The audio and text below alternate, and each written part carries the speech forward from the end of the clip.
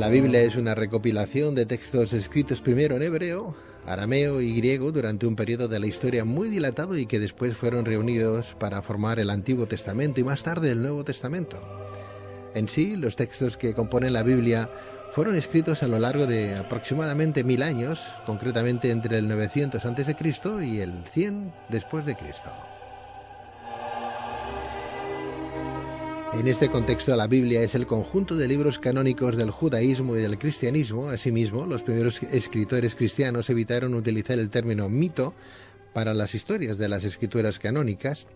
Sin embargo, hoy se sabe que la Biblia contiene mitos y paisajes, o pasajes, mejor dicho, que curiosamente conservan un gran parecido con tradiciones más antiguas y que corresponderían a civilizaciones como la egipcia o la sumeria del 4000 a.C. Pero, ¿qué función ha cumplido los mitos a lo largo de la historia? ¿Cuáles son algunos de los mitos bíblicos más importantes del Antiguo Testamento? ¿Qué influencia ha tenido la civilización sumeria y egipcia en muchos de los mitos bíblicos? ¿Qué personaje sumerio sería, por ejemplo, el equivalente a Noé de la Biblia? ¿Fueron los gigantes del diluvio o el diluvio universal o la Torre de Babel unos mitos inspirados en otras culturas? Para responder a estas y otras cuestiones tenemos con nosotros al doctor Manuel Forcano, doctor en Filología Semítica por la Universidad de Barcelona, hebraísta, poeta, traductor y escritor, a quien le damos las muy buenas noches y la bienvenida a este su programa. Doctor Forcano, buenas noches. Buenas noches. Bienvenido. Gracias por estar en Luces a la Oscuridad.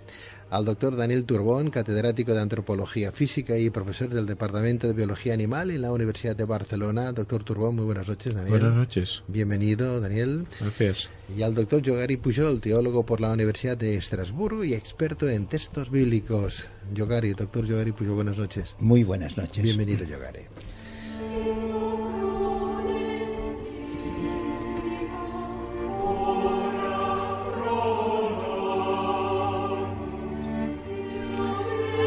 Bien, pues para empezar y antes de entrar propiamente en los mitos de la Biblia y las influencias de otras culturas, me gustaría, si él me lo permite, retomar con el doctor Daniel Turbón una pregunta que quedó pendiente en una anterior ocasión sobre estos temas que esta noche vamos a tener en tertulia. Doctor Turbón, ¿podemos retomar aquella... Pues sí, claro. Sí, hablemos entonces de aquel tema de la Biblia que decía... ¿Es posible, a través de la antropología, demostrar la existencia de Dios? Sí, es posible, de varias maneras. Aunque esta es una cuestión en la que también afecta a nuestro programa de hoy, en la que hay opciones de la libertad humana. Hay personas que creen en Dios y personas que no creen en Dios. Y esto se resume muy bien en un pasaje evangélico, el de la cizaña, ¿no? O sea, habría que cortar todo el campo de trigo, y no, porque entonces el trigo perecería con la cizaña, porque la cizaña se parece mucho al trigo, ¿no? Uh-huh. Y vamos a recordar también que en el colegio apostólico estaba Judas, que había sido elegido y que fue el traidor. Por tanto, siempre habrá dos maneras de ver las cosas, y eso pertenece al ámbito de la libertad humana. El ser humano es el que lo elige. O sea que a través de la antropología... Yo sí. ¿Tú crees que sí? Te puedo poner ejemplos muy preclaros de personas que han creído en Dios. ¿Quieres que te los diga rápidamente? Danos alguna referencia. Empecemos por un diálogo precioso de Platón, que se llama Fedón. Sabes que Fedón es un jovencito que habla con Sócrates cuando va a beber la cicuta. Este diálogo, que es un diálogo muy cortito y que yo recomiendo mucho, trata de la inmortalidad del alma. Y Sócrates no quiere huir de la condena a muerte, porque sabe que tiene una vida inmortal, tiene un alma inmortal. Vamos a pasar al Renacimiento, por aquello de que allí vamos a saltarnos toda la etapa medieval y antigua de San Agustín, la escolástica, etcétera. Por ejemplo, Erasmo de Rotterdam creía en Dios, uno de los humanistas, mirados con cierto recelo por la Iglesia, nada menos que Tomás Moro, que es un santo de la Iglesia. Yo tengo particular debilidad por Descartes, porque Descartes pasa por ser el creador del pensamiento moderno y del mecanicismo, el que ve el mundo y el universo como una máquina, y es cierto, se autorregula, ¿no? Pero en el discurso del método, creo que es en el tercer o cuarto capítulo ya habla de la existencia de Dios, utilizando el argumento de San Anselmo. Y, por ejemplo, todos los científicos del siglo XIX que descubrieron la electricidad, Maxwell, Faraday y dos más, todos estos eran profundamente religiosos. Louis Pasteur lo era. En el comienzo del siglo XX, Albert Einstein y Max Planck no solo no se oponían, eran deístas, pero no solo no se oponían a ellos, sino que habían complementos entre la acción de Dios y ese mecanicismo del universo. ¿Y de alguna manera todos ellos llegaron a la creencia de Dios a través de la ciencia? Yo no lo sé, pero porque la creencia evidentemente necesita una instrucción, como todas las cosas humanas. Si no te instruyen es muy difícil.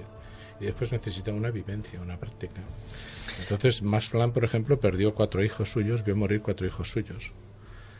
Uno en la Primera Guerra Mundial como soldado, el otro lo apalearon los nazis, y 2 niñas murieron de parto. O sea, significa que hay que tener algún tipo de experiencia como para revivar algo que tenemos dentro de nacimiento. Es que me estás diciendo que por qué se tiene fe, y entonces yo no te sabría contestar adecuadamente. Yo no sé porque es una elección de la libertad humana también, ¿no? El resto, perdóname Daniel, si el resto de los invitados, el doctor Forcano, Manuel, ¿estarías también con lo que comenta el doctor Turbón? ¿Se puede llegar a conocer la existencia de Dios a través, por ejemplo, de la antropología? ¿Podemos, como seres humanos, llegar a ese convencimiento a través de la ciencia? Yo creo que todas las personas humanas, y así hemos estado creados, tenemos la capacidad de ser trascendentes. Por lo tanto, el uso de esa trascendencia, de esa capacidad de trascendencia que tiene cada ser humano, pues la activa o la activa menos o la activa mucho más a propia necesidad, como decía ahora mismo el doctor. Pues cada uno tiene la libertad de usar o de amplificar o de cultivar esa trascendencia que toda persona humana tiene la posibilidad de desarrollar, porque tenemos esa capacidad. Pero capacidad particular de cada uno, o sea que nosotros podemos demostrarnos a nosotros mismos esa existencia, pero no podemos a través de las luces de la razón llegar a demostrarla, de que existe la existencia de Dios. Por la luz de la razón no, pero por la capacidad de trascendencia que uno tiene puede llegar a ese convencimiento. A un convencimiento pero particular. No por la razón, Yo tengo algo que apostillar después que hable Yogari. Sí, apostilla. Pues apostillo que en la demostración por la razón es todo Santo Tomás. Santo Tomás de Aquino no es un racionalista, es un racional. Ese es el raciocinio puesto por escrito, a diferencia de San Agustín, ¿no? Que es mucho más corazón. Y yo esto lo resumiría en un pensamiento actual, es decir, como una persona del siglo XXI, es la pregunta de la trascendencia sería: ¿puede la materia dar lo que no tiene? Es decir, ¿puede la trascendencia surgir de la no trascendencia? Y ahí la pregunta, ¿no? Ahora sí, doctor Yogari Pujol, adelante, tú. ¿Qué opinas, por favor? Bueno, a mí me parece que siempre estamos con grandes preguntas. Ahora las respuestas, evidentemente que las religiones aquí se han lanzado al vacío y han dado su solución. Yo pienso que Dios... Yo creo que todos somos ateos del Dios del otro. Por ejemplo, no vayamos tan lejos. Colocáis aquí el Dios judío, el Dios cristiano y el Dios... pues de Mahoma, no sé si será el mismo. Y además, vayamos por el cristiano, el Dios de, por ejemplo, del cristianismo y Orígenes. Orígenes es ateo del Dios digamos, del Dios ortodoxo de la gran mayoría de la Iglesia. ¿Por qué? Porque él cree en la apocatástasis. Por lo tanto, esto es un problema muy grave. O sea que, ¿qué Dios? Además, creemos en Dios. ¿Y qué Dios? ¿Cómo es este señor? Pues esto es muy difícil. Y luego aquí mezclamos, yo creo... Yo, por suerte, he podido estudiar otro campo, que soy psicoanalista freudiano-lacaniano, y allí pues me voy por otros caminos que yo pienso que esto es un aspecto psicológico que está muy bien, pero que la prueba yo creo que no tenemos ninguna. Y además, volviendo a un texto del Evangelio, a mí el que me gusta más es del Evangelio de San Juan, cuando los apóstoles preguntan: bueno, maestro, ya estamos hartos de que siempre nos vas diciendo de tu padre, nos lo muestras y se acabó. Y él dice: ¿me habéis visto a mí? Ya está. Y entonces yo siempre pienso, mi Dios, por ejemplo, pues es esta, digamos, esta humanidad, el hermano, el otro, la persona humana, la creación, pues independiente de si existe este personaje extraordinario que no sabemos cómo es, que todo el mundo la define como puede, pues es otra cosa. Yo creo que para mí, digamos, me quedo en esa cosa de que quien ha visto a la persona humana, pues habrá visto a Dios en su trascendencia o lo que sea. Yo me quedo aquí. Muy bien, hemos puesto un poco la base del tema que esta noche queremos llevar a tertulia, que es la influencia también sumeria y egipcia en los mitos bíblicos. Hablemos entonces ya de esos mitos. ¿Qué son exactamente los mitos y qué función creéis que han cumplido a lo largo de la historia? Doctor Forcano, por ejemplo, Manuel. Bueno, los mitos hay muchas maneras de definirlas, pero para resumirlo o esencializarlo, podríamos decir que el mito es una forma de contar alguna cosa extraordinaria para darle valor, para darle razón, para darle base, para poder ser creíble, para poder ser entendible. Es decir, es una manera de explicar, quizá a veces de forma alegórica, de forma legendaria, algo que a priori no puede ser entendido en un primer momento. Hoy se puede estudiar, por ejemplo, la Biblia en base a esos mitos y metáforas, parábolas que aparecen ahí. Los textos bíblicos son textos antiguos como cualquier otro texto, lo que pasa es que están reunidos y se les ha dado una trascendencia por el hecho de formar parte de esta biblioteca, que es lo que significa la palabra Biblia. Pero por lo tanto, como texto antiguo, muchas veces están llenos de mitos y por lo tanto pueden analizarse, y muchos de antiguos mitos fueron recogidos por los antiguos hebreos cuando estaban en el exilio en Babilonia, por ejemplo, y recogieron allí mitos y los trasladaron escritos en hebreo a su tradición, y luego estos textos pasaron a formar parte de la Biblia y han pasado a ser conocidos por una gran mayoría de personas gracias al texto bíblico, pero eran textos y mitos preexistentes al texto bíblico, naturalmente, que formaban parte pues del sentir de las antiguas religiones de la Mesopotamia, de sumerios, de acadios, etcétera. Eso significaría que la Biblia, las Sagradas Escrituras, tienen una especie de compendio, de resumen de otras fuentes sagradas, de otras culturas, de mitos que no tenían nada que ver con nuestra propia religión hoy, y sin embargo hemos ido cultivando. Sí, el pueblo hebreo es un pueblo pequeño del Próximo Oriente que se ha distinguido por ser el compilador de estos textos que luego han pasado a tener gran fortuna literaria y religiosa. Pero en el fondo el pueblo hebreo es uno de los pueblos del Próximo Oriente y estaba bajo el paraguas cultural importantísimo de la cultura semítica fuerte y potente, de la gran potencia cultural y política que fue el mundo mesopotámico, Sumer, Akkad, etcétera, etcétera. Por lo tanto, no nos tiene que extrañar que la tradición hebrea se empape de estas historias, conozca estas historias, especialmente a partir del siglo VI, cuando el pueblo hebreo está en el exilio en Babilonia, se empape de muchas de estas ideas y las traslade a su lengua y a su tradición con unos textos que luego han aparecido en la Biblia. O sea, hemos copiado textos antiguos, doctor Yogari Pujol, hemos copiado textos antiguos para ubicarlos dentro de la Biblia y hacernos una religión a nuestra imagen y semejanza, lo que queremos. Yo creo que es evidente, y habrá varias fuentes. Primeramente, la palabra mitos, yo pienso que mitos que significa narración, palabras, o sea, parole, o sea que las personas humanas pues hablamos y escribimos. Y aquí sí, efectivamente, yo creo, constato que en la Biblia, en el Nuevo Testamento es otra cosa, porque yo creo que en el Nuevo Testamento la tradición es únicamente egipcia, pero en cambio en el Antiguo Testamento sí que hay toda una serie de fuentes, sobre todo esta de Asirio-Babilonia, que yo no soy experto y por lo tanto yo siempre intento aprender. Y lo que sé, miro de decirlo, y lo que no sé, pues no. El Antiguo Testamento hay algunas cosas que sí pienso que son directamente sacadas de Egipto. Por ejemplo, allí donde no hay para mí ninguna duda es el libro de Jonás. Y luego en las narraciones de por ejemplo, de Adán y Eva, pues allí hay una serie de digamos, de sincretismo entre podríamos decir, unas fuentes que pueden ser asirio-babilónicas, o bien, y también una que es, creo yo, una parte de la narración de Adán y Eva, formaría parte de ese cuento egipcio que se llama El náufrago. O sea que habría que analizar y habría que distinguir muy bien lo que es una fuente de un sitio, copiada a veces palabra por palabra, y otras veces que siguen a la fuente pero un poco de lejos. No sé si el doctor Turbón quiere añadir algo más a lo que están comentando sus contertulios, sí, o seguimos.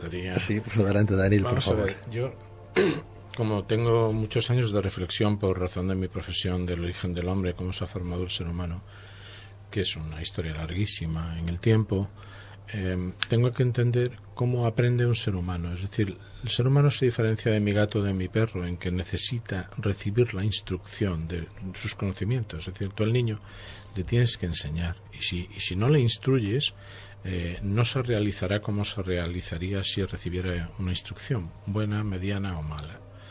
Entonces los mitos en realidad son modelos de instrucción, en los que se les dice al niño que va a obedecer o al que no, lo que le puede pasar o lo que le pasó a determinado personaje. Entonces hay, como en los cuentos, hay cuentos para niños y cuentos para mayores, que son historietas, lo que tú quieras. Y entonces en todas las culturas, por ejemplo, los mitos griegos no son otra cosa que modelos de historias tremendas, muy, muy exageradas para que se comprendieran mejor, por eso son tan exageradas, de la naturaleza humana, lo mismo que lo es Shakespeare. Y lo mismo ocurría entre las demás culturas, por eso hay mitos. El mito en realidad, por tanto, es como el formato, es el caramelo, es el edulcorante en el que va una enseñanza. Bien, hablemos de ese Génesis, por ejemplo, porque el nombre de Génesis, que en griego significa, creo entender, nacimiento, creación, origen, ¿no? Tiene el significado en hebreo de generación y el de en un principio como título del libro. En este contexto, el libro del Génesis no menciona a ningún autor. Muchos estudios académicos están de acuerdo en que tiene varias fuentes, como hemos comentado, entiendo yo que estaría dentro de esas fuentes, redactadas por varios religiosos, por ejemplo, en la época del cautiverio en Babilonia. ¿Estáis de acuerdo? ¿Es así? Los textos antiguos no acostumbraban a ir nunca firmados. La autoridad, para que un libro antiguo fuera creído, fuera venerado, fuera objeto de estudio, necesitaba ser anónimo y ser atribuido a un personaje mítico que lo hubiera escrito. La tradición judía nos dice que no solo el libro del Génesis, sino los 5 libros que conforman la Torá, que es el núcleo principal de la Biblia hebrea, pues está escrito por Moisés. La atribución de la autoría es de Moisés, aunque todo el mundo sabemos que no es así. Pero los hebraístas sabemos muy bien que los diferentes capítulos del libro del Génesis pertenecen a épocas diferentes, a manos diferentes y por lo tanto a momentos diferentes de escritura. ¿Por qué? Porque la lengua hebrea cambia, es diferente y tiene ciertas características cuando es de una época o cuando es de otra.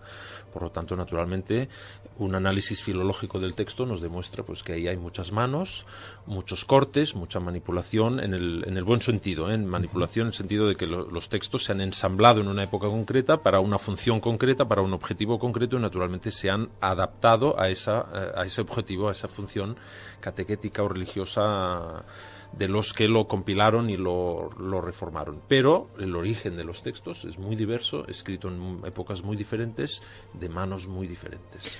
O sea, en resumen, estamos estudiando hoy un texto sagrado, una Biblia, por ejemplo, que está escrita entre el año 900 a.C.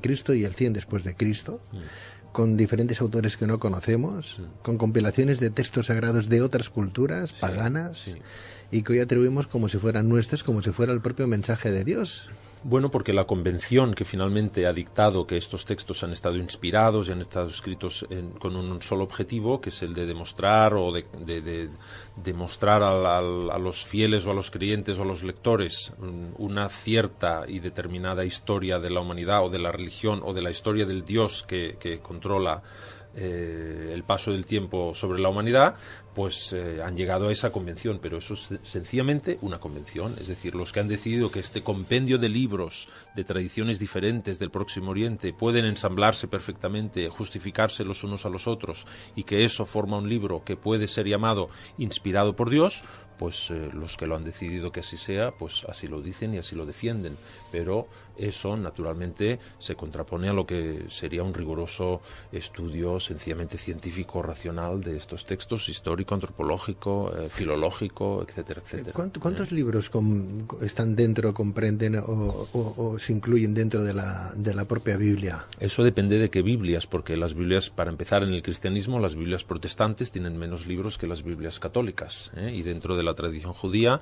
pues hay algunos libros que no han sido aceptados y que sí que están en el canon cristiano, pero que ya no estaban en el canon judaico, que además se cerró mucho más tarde. Es decir, la Biblia es un compendio de libros que en diferentes épocas ha tenido una cantidad y en diferentes épocas ha tenido otra, y para unos fieles de una religión ha acabado teniendo un cierto número de libros y para otros. El Lutero fue el último que quitó de la Biblia católica ciertos libros para recuperar el canon hebraico del siglo I después de Cristo, que tenía menos libros. Entonces, esto de nuevo por ejemplo, es una convención, de nuevo es una convención. Si tuviéramos una Biblia, por ejemplo, una recomendada que nos recomendó en su momento el doctor Turbón, la Biblia de Jerusalén, por ejemplo, esa Biblia, ¿cuántos? Es una Biblia católica, por lo tanto es una muy buena Biblia en castellano, es una Biblia católica. Entonces, para lo que es el Antiguo Testamento, pues tiene el máximo número de libros del canon judaico, que es el canon de los 70, es decir, de la Biblia judía de Alejandría, que no la Biblia judaica posterior, canonizada, diríamos, en el siglo I después de Cristo, y tiene más libros, aparte de todo el Nuevo Testamento que se añade posteriormente. Pero la Biblia judía pues tiene como 4 o 5 libros menos en su momento, pero repito, la Biblia judía de Alejandría tenía más libros, que son los que han pasado a formar parte del canon católico, que luego los protestantes en el siglo XVI quitaron, siglo XVI-XVII quitaron. O sea, hablamos de 72 libros más o si menos. Sumamos todos los del Nuevo Testamento, sí. Unos 70 libros, más o menos. Lo que me preocupa, doctor Pujol, es que si nuestra creencia católica, apostólica y romana, por ejemplo, lee la Biblia de Jerusalén como una Biblia bien traducida, bien hecha, ¿no? Y estamos creyendo lo que pone ahí dentro, que son las palabras, o inspirada en el Dios o en el supuesto Dios que nosotros confiamos, y resulta que son libros, que esa Biblia es un compendio de libros de otras culturas paganas con muchos dioses, etcétera, y que hemos hecho una Biblia un poco a nuestros intereses. ¿Cómo se puede llegar a ese convencimiento de la existencia de Dios desde el punto de vista científico en base también a estos libros sagrados? Porque en base a estos libros tenemos esa creencia también, no solamente por fe, ¿no? Bueno, es que la palabra da la vida y da la muerte. Y esto, pues, es esencial. Y entonces las personas hablan y una cosa que uno dice, esto es fantástico. Gracias, Señor, por haber... Y cuando digo Señor, quiero decir el vecino. Y le digo... Tienes unas ideas fantásticas, tienes una espiritualidad. Yo conozco a algunas personas que son ateas y entonces tienen una gran espiritualidad. O sea que no tiene nada que ver, digamos, tendríamos que definir muy bien lo que es la religión, porque religio, o sea, ligarme, la trascendencia que decíamos antes. Pero, digamos, al fin y al cabo encontramos en la persona humana lo mismo, que es... Encontramos la muerte, encontramos el sufrimiento, encontramos las ganas de resucitar o de vivir y de ir más allá, esa trascendencia, pero en todas partes pues tenemos la misma problemática antropológica y entonces en las distintas, digamos, civilizaciones pues encontramos, ayer por ejemplo estaba mirando en la televisión lo que hacen, digamos, en unas tribus africanas, si están haciendo lo mismo digamos, matan a un pollo, luego la sangre la colocan encima de unos objetos. Hay todo un ritual que es, digamos, en germen, pues el ritual de la Santa Misa. O sea que siempre estamos en lo mismo, ¿no? Un sacrificio, esa cosa de la sangre, es increíble. Necesitamos algo, aplacar a los dioses. Y aquí pues lo encontramos en todas las culturas. Y por lo tanto, unos saben escribir más, otros menos, unos copian, otros les viene más del interior. Los personajes, Moisés, por ejemplo, Moisés es un personaje fabuloso. fabricado. ¿Cómo se fabrica un personaje, Moisés? Yo creo que no ha existido nunca, pero es fantástico ver cómo hay una serie de personas que lo han fabricado. ¿Cómo? Pues cogiendo varios hilos. Uno, por ejemplo, es el de Sargón, ¿no? Coges a Sargón y luego hay otro que es más mi especialidad, pues es un trozo de Sinuel egipcio y otra serie de cosas, y fabrican un personaje. Ya no digamos sobre el personaje de Jesús, pero... ¿También está fabricado el personaje de Jesús? ¿El personaje de Jesús?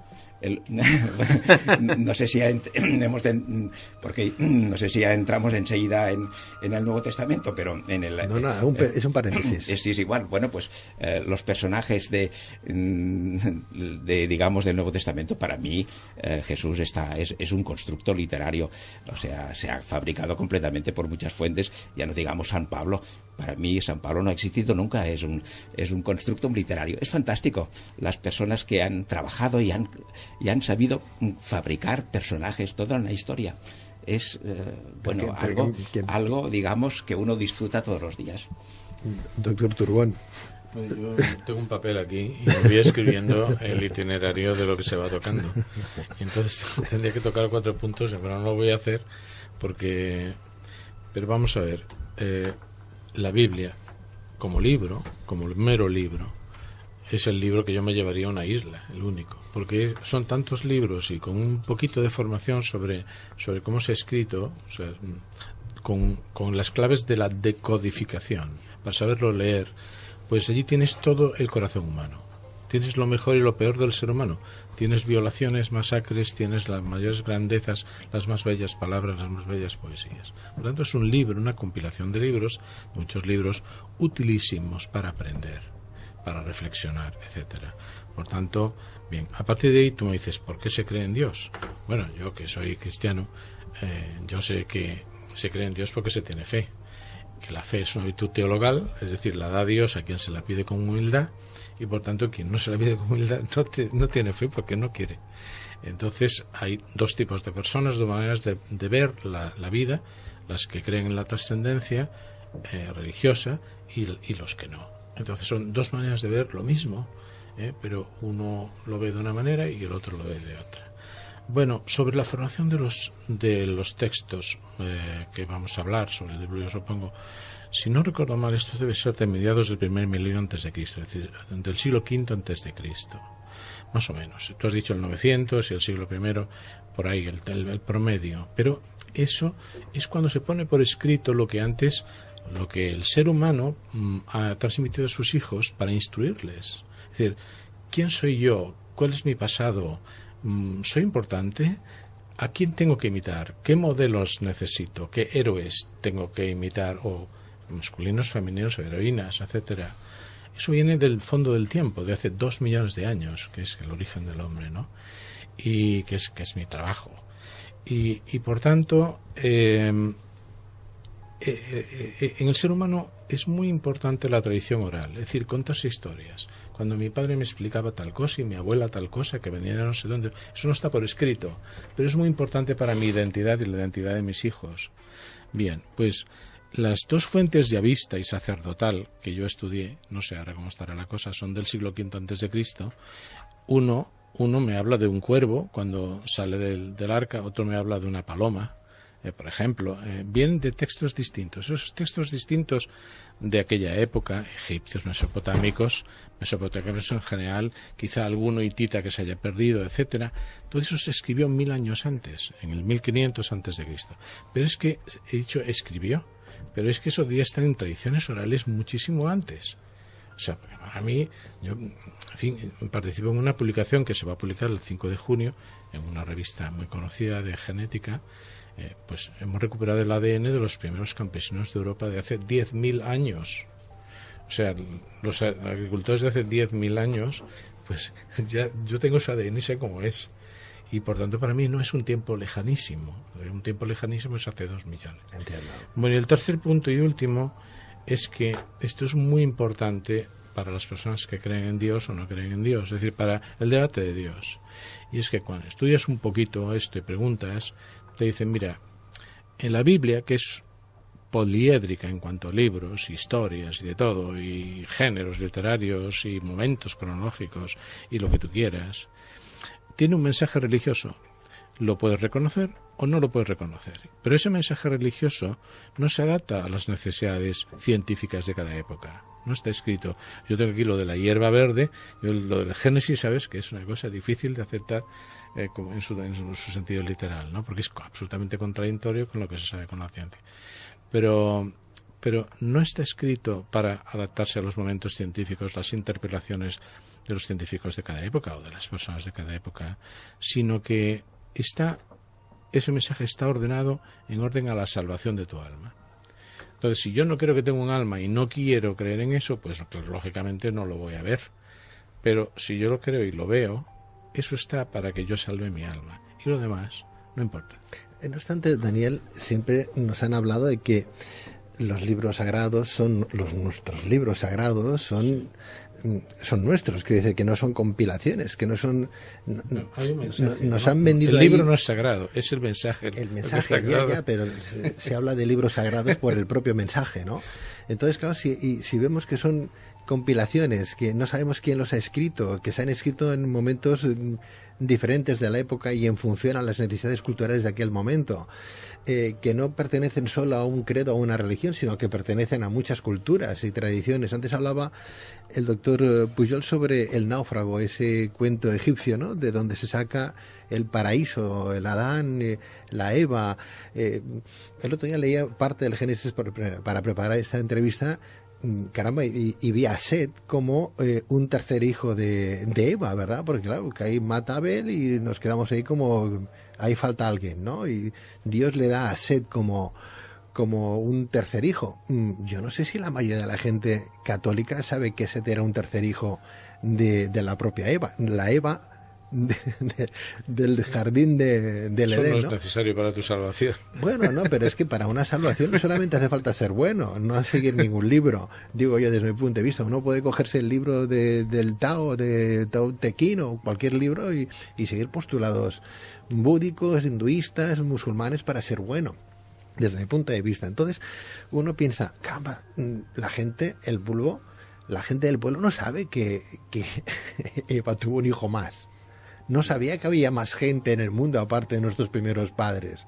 Claro, y entonces en el náufrago aparece, es una copia literal de ese cuento egipcio. Sí, es evidente, pero, por ejemplo, quizá pueda haber, digamos, otras connotaciones. A ver, esto de todo el mundo se pregunta, a ver, ¿cómo puede ser que de una parejita, pues entonces viniera, entonces que aquí se tienen que casar entre hermanos o entre el padre? Bueno, hay un jaleo, pero a mí me parece que quizá haya otras cosas, digamos, más importantes. Yo desde el punto de vista antropológico me interesa muchísimo, por ejemplo, el diálogo que tiene Dios con Adán después de que habría cometido ese pecado, ¿verdad?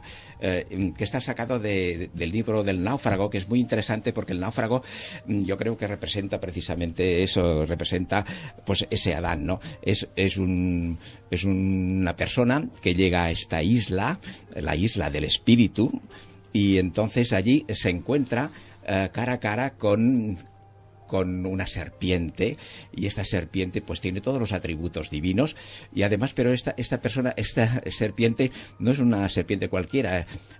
Cuando llega ya le explicará más tarde esa serpiente a ese náufrago, le explicará que allí ha habido digamos eso que tenemos en otras narraciones, o sea, una gran catástrofe de que ha habido pues un planeta o que sea, o un cometa ha destruido a toda esa comunidad de unos 75 serpientes, y esa serpiente dice, pero yo no estaba allá.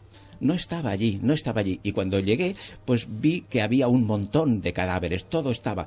Y entonces, aquí está la palabra sensacional. Pero, evidentemente, como decimos siempre, cuidado con las traducciones. El texto original dice,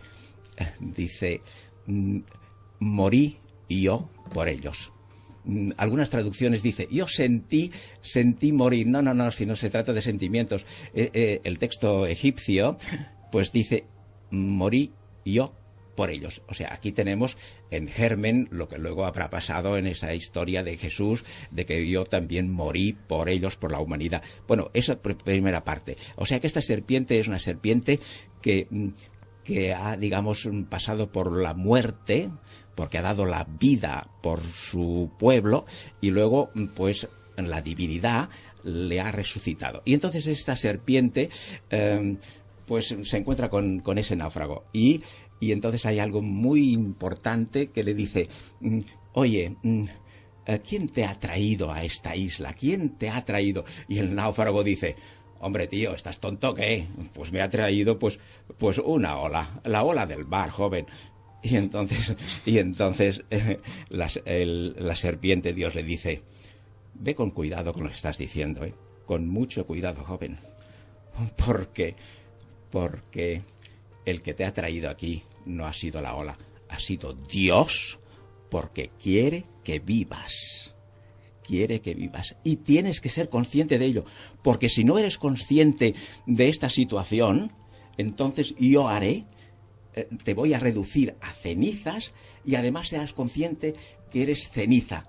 Yo creo que es estupendo. Y esto se traslada efectivamente en el diálogo también fantástico entre Adán y Dios, porque le dice: a ver, ¿cómo es que estás ahora en esta situación de desnudez? Lo mismo que el náufrago. O sea, a ver, ¿qué pasa? O sea, es una reflexión muy importante, más que esto si han tenido hijos o no hijos. Porque, bueno, es la reflexión importante de la persona humana que le dice, la divinidad dice: oye, ¿tú eres consciente de que estás en una situación, digamos, trascendente? Pero, Yogar, es más importante a veces de lo que nos pensamos, porque vosotros sois cum laude en vuestro trabajo, pero el resto del pueblo, donde está un servidor que no conocemos tanto la Biblia ni los textos sagrados como vosotros, pues estamos un poco en la inopia en relación a vuestro conocimiento. Entonces queremos, no es tan fácil de entender, ¿no? ¿Dónde estaba el jardín del Edén, por ejemplo, doctor Forcano? A ver, eso es una muy buena pregunta, porque etimológicamente, o hablando de la palabra paraíso,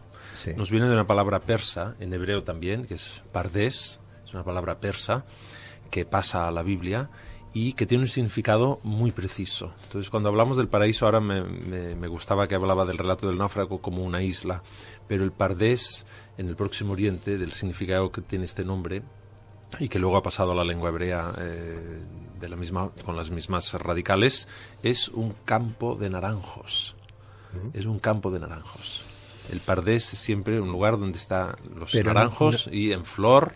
¿Estaría así donde entre el Tigris y el Éufrates? Ahí estaría el paraíso. No, está en un campo de naranjos. En un campo donde haya un campo de naranjos. No se sabe es dónde. Decir, el escritor que habló de un paraíso, que empezó a describir un vergel, tenía seguramente delante, o su idealización de un vergel, el lugar mejor en la tierra en ese momento, cuando él describe ese texto en el Génesis, era un campo de naranjos. Seguramente en flor, con el olor del azahar en el aire. Perdonad mi incultura, pero ¿y la manzana? ¿Dónde está ahí? No, la las manzana manzanas no estaban en el Próximo Oriente en esa pero, época. Y entonces en el paraíso lo de la manzana que lo de lleva... la manzana es una tradición muy posterior, ¿no? En la Biblia no dice había nada de una manzanas, manzana. No hablan de dice manzanas. Un fruto, y dice del el fruto prohibido. Fruto prohibido, que todo el mundo llega a la conclusión que manzanas, es un higo, no una manzana. Es un higo, no una... Es un higo. Una manzana, y además no hay caballo del cual se cae San Pablo. La gente, no hay caballo. El Greco lo pinta un caballo, pero no hay caballo. Y vamos a ver, yo tengo aquí varias puntualizaciones, porque... Esto se va animando, ¿eh? Sí, empezamos por el final. Ya Empezamos por gusta. esta bella exposición del lugar de Naranjos, que es como un lugar idílico, ¿no? Que cuando pasas el delta y entras en los Naranjos de Castelló o de Valencia, etcétera, ya los ves, ¿no? El azahar y todo aquello. Vamos a ver, te voy a decir lo que dice San Agustín sobre el Jardín del Edén en un librito que tiene, que se llama contra unos herejes, contra aquellos que eran dualistas, contra los maniqueos, de no sé qué contra maniqueos. Él viene a decir, San Agustín, doctor de la Iglesia, es decir, la Iglesia ha reconocido a este hombre como una persona que tiene autoridad para enseñar a los creyentes. Él dice: el Jardín del Edén es tu visión espiritual de la vida. O sea, no es un lugar, es un estado. Es tu visión espiritual de la vida. El árbol de la vida es tu alma. el árbol de la ciencia del bien y del mal es tu libertad. Y los 4 ríos que riegan el Edén, tan frecuentemente descritos geográficamente, no son otra cosa que las 4 virtudes cardinales: prudencia, justicia, fortaleza y templanza, que deben regir tu vida.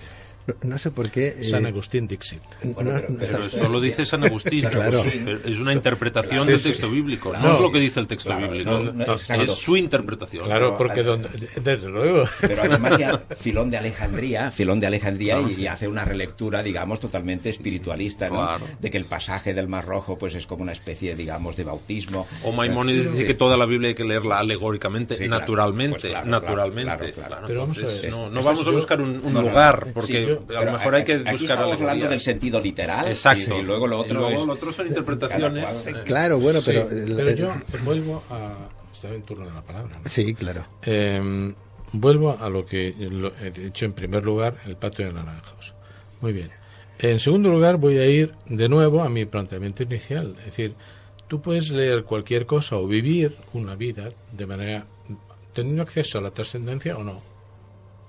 Entonces, verás unas cosas y otras no las verás.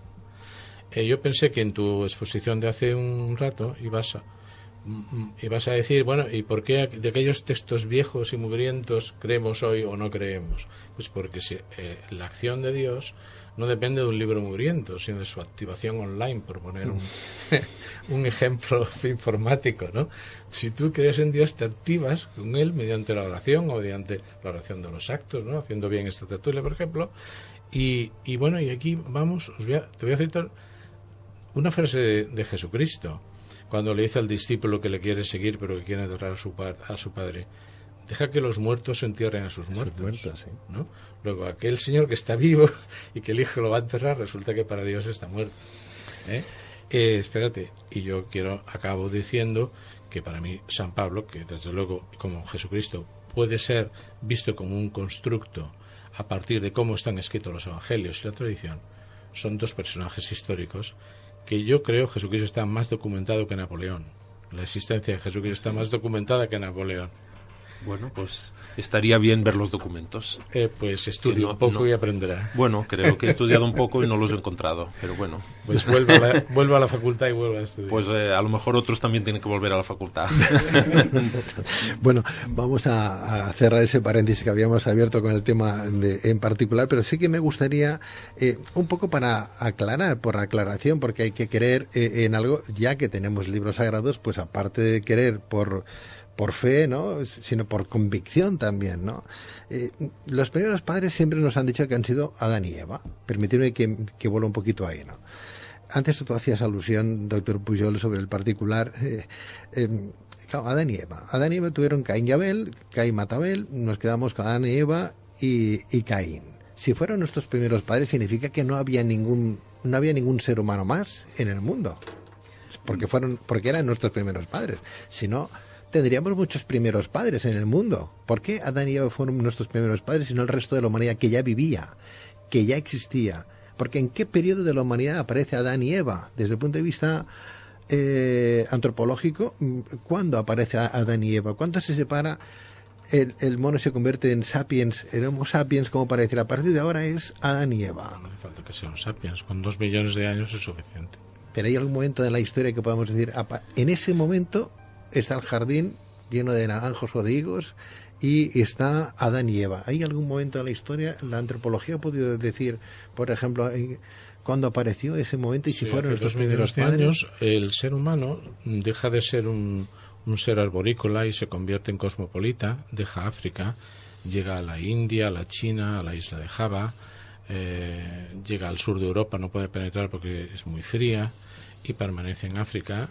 Y tiene un éxito geográfico y demográfico extraordinario, espléndido, y eso es por una razón muy simple, y es porque sabe hacer viables sus crías, es decir, impide que mueran antes de reproducirse y mientras tanto les enseña a sobrevivir, es decir, recibe esa instrucción de la que he hablado al comienzo y eso es lo que hace que esa especie biológica tenga éxito. Pero hasta dominar el planeta, como veis, ¿no? Pero no se sabe en qué momento aparece Adán y Eva en la historia, ¿no? Adán y Eva, bueno, aquí no hay que mezclar planos de conocimiento. Adán y Eva son dos nombres de los textos Personaje de la literario. Biblia, y yo te estoy hablando de la ciencia experimental, de biología evolutiva. Por tanto, yo no digo que uno excluya a la otra, son como líneas aéreas que van a distintas alturas, y yo no me atrevería a decir que una excluya a la otra, porque sería muy mal científico si hiciera eso. O sea, no podemos ubicar en un tiempo remoto cuando aparece Adán y Eva, o lo dejamos como figuras literarias inventadas. Adán y Eva son dos nombres puestos en un texto para Digo, Adán y sencillamente Eva, explicar ¿cómo? el origen de la humanidad en un antiguo mito, sencillamente. ¿Pero existieron? Existieron en un libro, sí, En en un un texto, libro. en un texto. Tiene que haber un hombre y una mujer. Al principio, ¿no? Tiene que existir el huevo. O varios, sí, 1, 2, Sí, 3, sí, no pero, lo sé. pero volvamos. Yo no estaba. Manel, volvamos a lo que hemos dicho antes. Bueno, Es que puede haber diversos hombres, perdón, puede haber diversos hombres y dos reciban la luz de Dios y los otros no la quieran. Es que eso también es compatible. Todo eso es compatible, pero y por vamos, tanto, cuidado. Pero vamos a ver, las narraciones que tenemos, estamos mirando un libro, ¿no? Estamos mirando un texto, y entonces el texto está compuesto de palabras.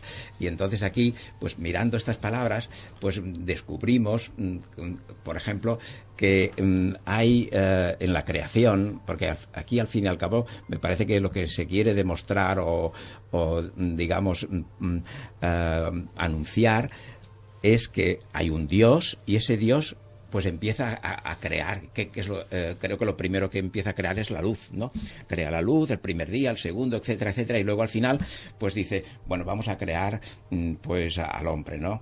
Bueno, pues esto, muy bien. Y entonces, si científicamente pues vienen ahora, gracias a los conocimientos que tenemos, y decimos, sí, pues que el Big Bang famoso, pues lo primero, en ese Big Bang lo primero fue la luz, yo no lo sé, no sé, es lo primero que apareció, si se fue el helio o el nitrógeno o yo qué sé, pero es igual. Pero estamos analizando un libro en el cual se habla de cómo Dios pues actuó, ¿no? Y ya está. Y entonces sí que aquí es interesante ver que la influencia egipcia, porque creo que no está en la Siria babilonia, es la influencia de la palabra. O sea que en Egipto la creación se hace por la palabra, y luego en el Evangelio de San Juan el verbo, la palabra se hizo Dios, etcétera, etcétera, ¿no?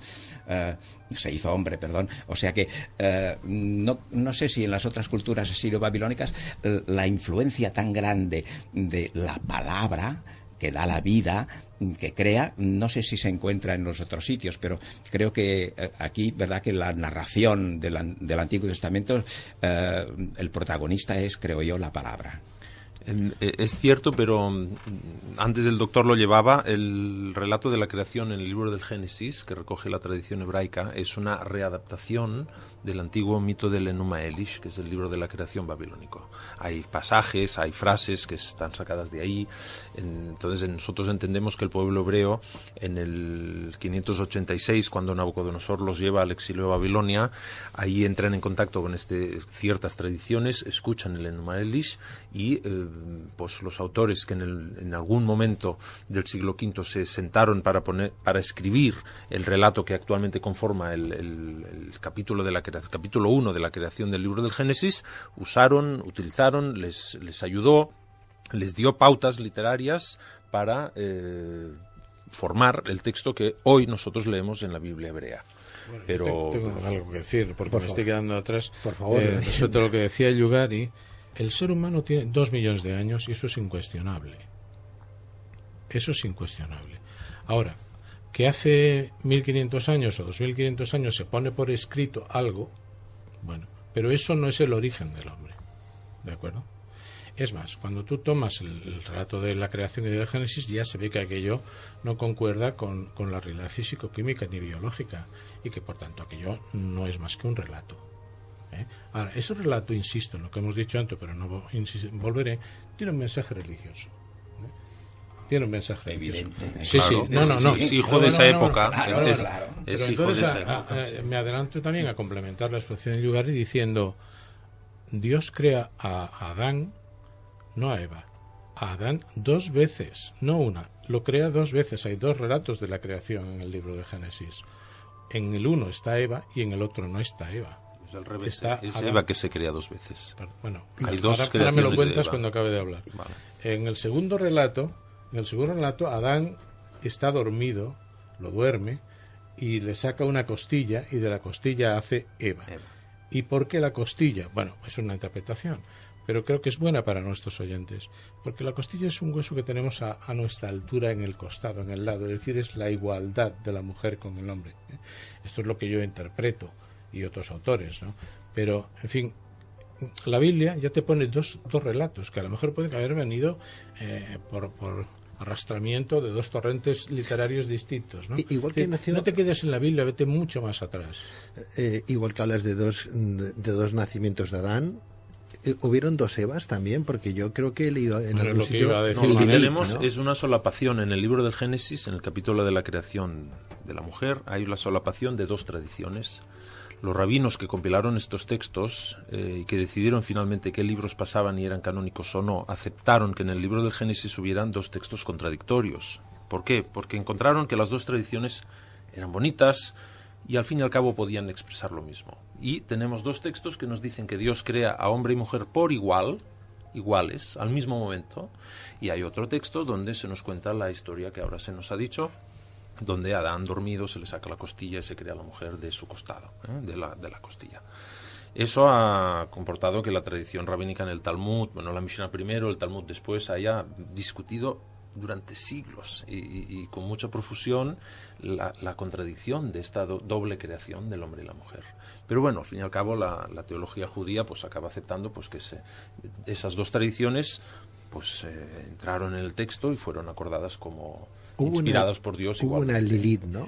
Una Lilith hubo, una primera mujer de Adán llamada Lilith. Sí, pero eso son tradiciones que están fuera del texto bíblico. Es el Talmud, el Midrash, la tradición rabínica ya nos cuenta creaciones fallidas de Dios de la mujer. Se habla hasta 3 o 4 mujeres y hay todo de leyendas alrededor de estas mujeres que una la hizo muy fea y provocó el vómito de Adán, luego provocó a Lilith que era demasiado sensual, lanzó al Mar Rojo, por eso el Mar Rojo era el mar de la sensualidad, por eso los antiguos hebreos atraviesan el Mar Rojo como triunfando sobre Lilith, esa antigua creación, etcétera, etcétera. Esas son tradiciones que están fuera del texto bíblico, pero que la tradición judía ha conservado en sus comentarios, tanto la Mishnah como el Talmud y las leyendas. Me gustaría que los tres me explicarais un pasaje del Génesis, en el punto 6. ¿Cuál?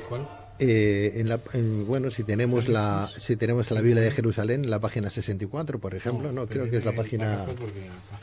La página el punto 19, perdón. La página 19. Dice, en el capítulo 6, dice, cuando la humanidad comenzó a multiplicarse sobre la haz de la tierra y les nacieron hijas, vieron los hijos de Dios que a las hijas de los hombres les venían bien y tomaron por mujeres a las que preferían de entre todas. A ver, por favor, explicarme, ¿quiénes eran los hijos de Dios? Porque aquí parece que sean diferentes al de las mujeres. Bueno, aquí más que explicar lo que significa, tendríamos que ver los que interpretan estos textos dan diferentes visiones de ellos. Aquí este pasaje se ha utilizado siempre para contar o para quizá justificar el hecho de que nosotros seamos diferentes de los animales, en el sentido que tenemos esa chispa divina en el interior, pues porque la humanidad al fin y al cabo sea fruto de la unión de estos seres divinos, de estos ángeles que se mezclan con los hijos de los hombres, las hijas de los hombres. Un poco eso se ha utilizado estos textos para explicar o para dar explicación lógica a lo mejor al hecho de que nosotros seamos una especie diferente. El doctor a lo mejor tendrá una explicación propiamente antropológica de esto, ¿no? Pero este texto se utiliza siempre para justificar el hecho de que seamos una especie en el planeta diferente a las otras especies y que tengamos esta capacidad de trascendencia. Pero parece como que Dios tenía como o eran hijos o eran dioses menores o eran otro tipo de los que seres. creen en Dios y los que no creen en Dios. Es que me acuerdo de Salomón, de la historia de Salomón. Ya, pero cuando su corazón se desvió al final porque se casaba con tantas mujeres cananeas que al final ofrecía ritos de niños a Yahvé, ¿no? Y bueno, se desvió su corazón y acabó como acabó el rey Salomón, el rey de la sabiduría. Pero es una mera interpretación mía o de otras personas. Yogari, vieron los hijos de Dios, que entiendo que son, o tendríamos que ser todos, o tendrían que ser un género aparte, vieron los hijos de Dios que a las hijas de los hombres les venían bien y tomaron por mujeres a las que preferían de entre todas. Muy bien, muy bien. Explícamelo, yo no Siempre acabo de entender. ha habido siempre gente espabilada desde el primer momento. Yo pienso que el redactor, el que ha, digamos, la redacción final, Sí. pues yo pienso en el señor que tenía aquí delante, pues varias fuentes. Yo no creo en la tradición oral, porque la tradición oral en pequeñitas cosas sí. Pero es que los textos, yo sobre todo que trabajo los del Nuevo Testamento, allí no hay tradición oral, hay una serie de palabras que es imposible recordarlas, o sea que hay unos hapax que se llama, o sea, palabras únicas, etcétera, etcétera, o sea que para nada. Pero bueno, vayamos a eso. Yo pienso que el que ha redactado eso, pues tenía eso de, al fin y al cabo, el Antiguo Testamento, pues aquí en el Génesis sería como un cajón desastre. Hay muchísimas cosas allí, que si es de la fuente sacerdotal, que si es la fuente tal, etcétera. Y entonces se acoplan. Porque estos hijos de Dios no serían ángeles. A ver, lo digo, permitirme, voy a seguir leyendo en ese mismo capítulo porque dicen, los nefilims, aparece aquí en las Sagradas Escrituras, no me lo estoy inventando, los nefilims existían en la tierra por aquel entonces. Existían en la tierra por aquel, como si fueran gigantes, o si fueran ángeles o demonios, no lo sé. Y también después, dice, y también después, existían antes y también después. Cuando los hijos de Dios se unían a las hijas de los hombres y ellas les daban hijos, estos fueron los héroes de la antigüedad, hombres famosos. Pero esto se lo saca de la manga, de su imaginación. ¿De dónde saca esto? Porque claro, no tenemos la referencia. Pero bueno, el papel no se queja nunca. Yo puedo escribir lo que me dé la gana. Y por lo tanto, si esto lo incluyo aquí en un libro que además pues dice cosas sagradas y que sería Dios que lo ha hecho, pues bravo, fantástico. Nefelim es una palabra hebrea que significa los caídos. Los ángeles caídos. Por eso se habla de que son los ángeles que en cierta manera bajan del mundo superior, bajan al mundo inferior y viven aquí entre nosotros y y provocan que la humanidad subsiguiente, resultante, sea diferente. Es que, doctor Forcano, yo me voy después a otro punto porque de ahí pero te va. Son interpretaciones. Te envía.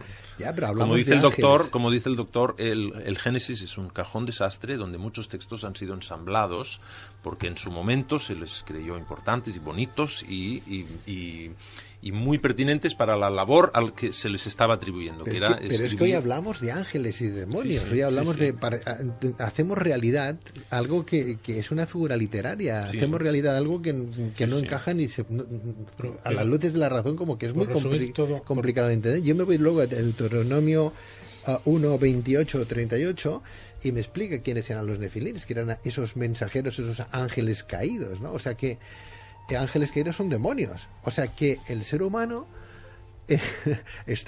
ha nacido de la cópula de demonios o ángeles caídos con mujeres, que eran las hijas de los hombres. No lo mires de ahí solo el mal. Biológicamente. No digo que no lo mires biológicamente. Yo cuanto más yo la Biblia más estás hablando de unos textos como se ha explicado muy bien aquí, de los que has perdido gran parte de su referencia y de su origen y del contexto histórico, y por tanto es prácticamente imposible reconstruirlo tal como desearíamos, pero claro, en el fondo te está hablando del bien y del mal, ¿no? De los ángeles caídos y de los hijos de Dios, se supone que son los que no son caídos, sino que hacen lo que Dios quiere, digamos, son los mandamientos. Y ya está, este es el fondo de la cuestión religiosa. El resto es, digamos, hojarasca del tiempo, ¿no? Porque en esa batalla entre Dios y los ángeles entre no caídos, el bien y el mal, entre el bien y el mal y los demonios, ¿quién ganó en realidad? Bueno, pregúntatelo a ti mismo. ¿Quién ha ganado en tu corazón?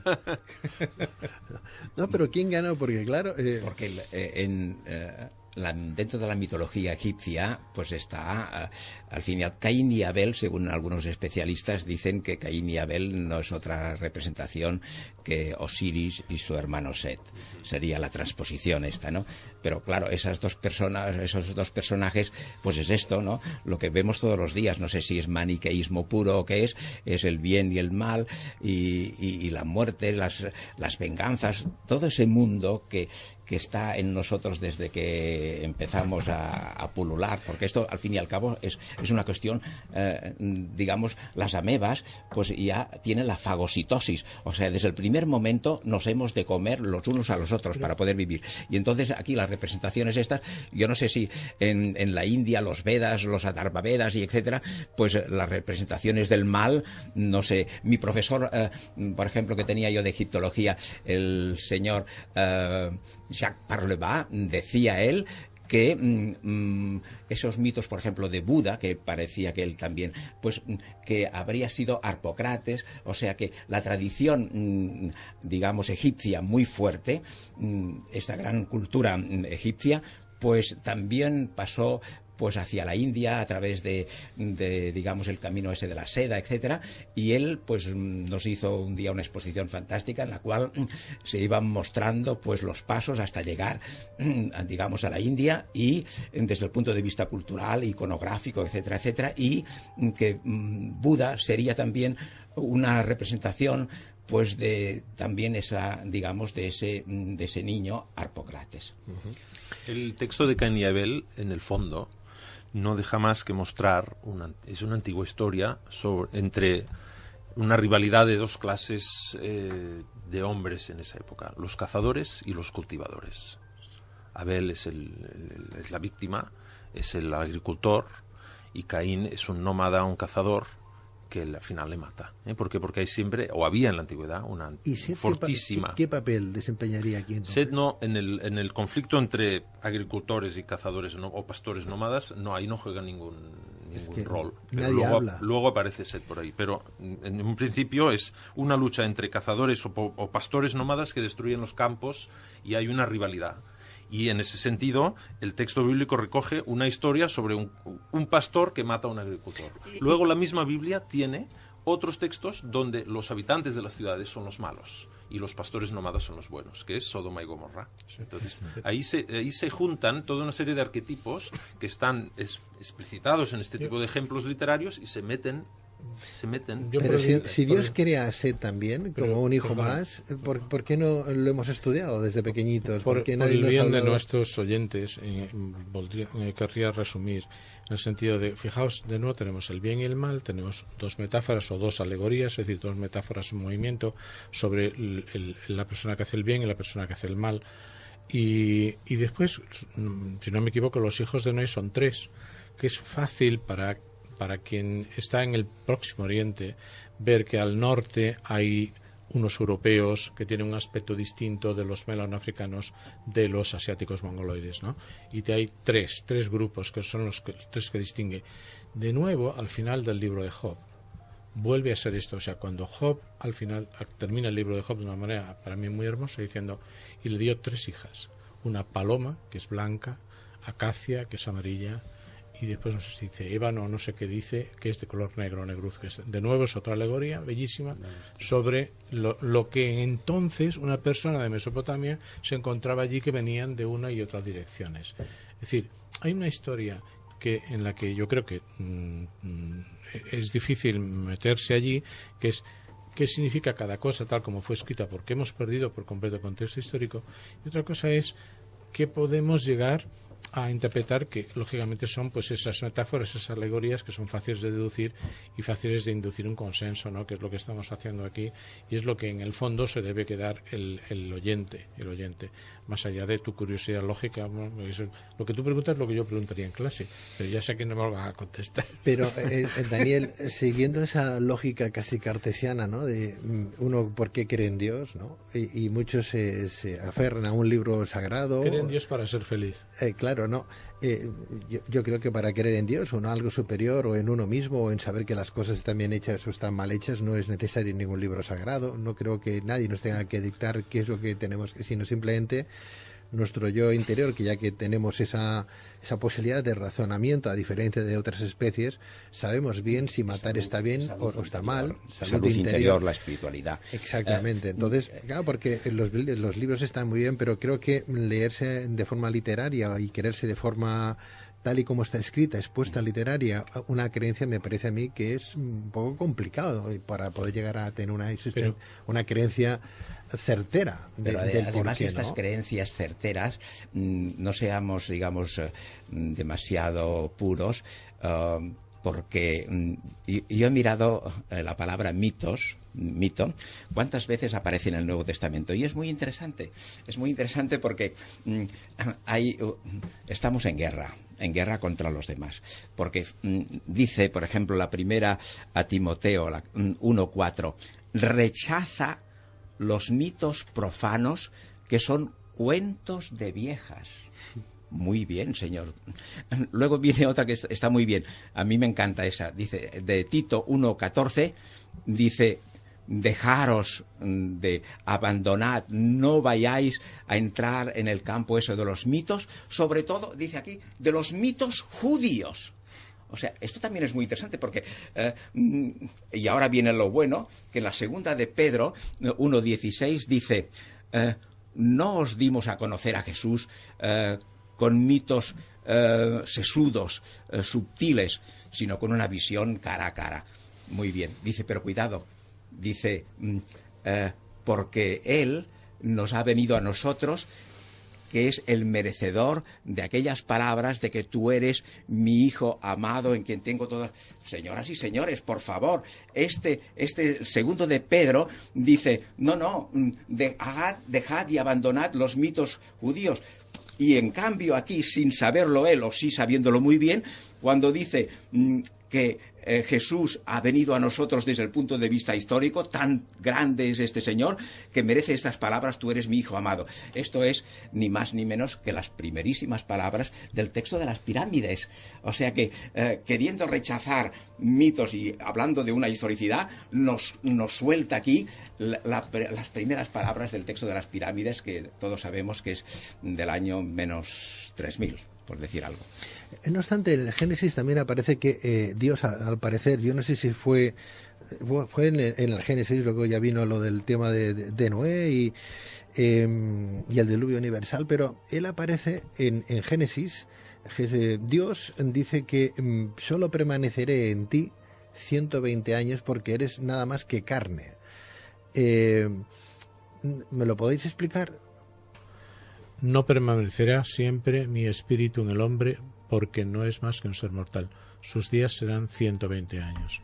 Bueno, a ver, 120 años es 60 multiplicado por 2. Y tú sabes que todo el semitismo funciona con un sistema sexagesimal, muchas veces, ¿no? O 3 o 6, o también otros números. Por tanto, el 120 o vivió tantos años, esto depende de cómo se entendía en la época y no puedes tomártelo como nuestros años actuales. Y de nuevo, eso vamos al contexto perdido que hemos comentado antes. Y bueno, no permanecerá siempre mi espíritu en el hombre, esto ya es una verdad de fe. Dios da al hombre su propio espíritu, como el hombre lo desprecia o lo rechaza o lo que sea, entonces Dios se lo retira. Esto es lo que yo entiendo que significa, ¿eh? Entonces, si lo quiere, que me lo pida con humildad y yo se lo daré, pero si no, no se lo voy a regalar así porque lo va a manosear, ¿no?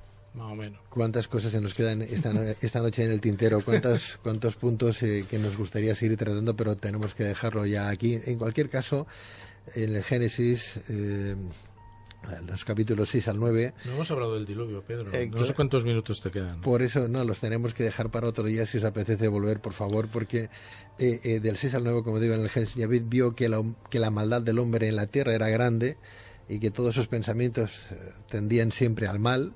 Se arrepintió pues de haber creado al hombre y se afligió su corazón y dijo: borraré de la superficie de la tierra esta humanidad que he creado, y lo mismo haré con los animales, los reptiles y las aves, pues me pesa haberlos creado.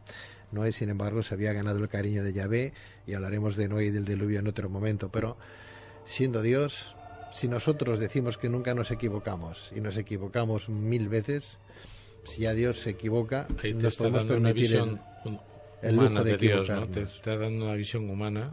También se equivoque, también puede fallar y también sufre. Gracias a los tres, doctor Manuel Forcano, doctor en Filología Semítica por la Universidad de Barcelona, hebraísta, poeta, traductor y escritor. Doctor Forcano, gracias, un placer. Igualmente.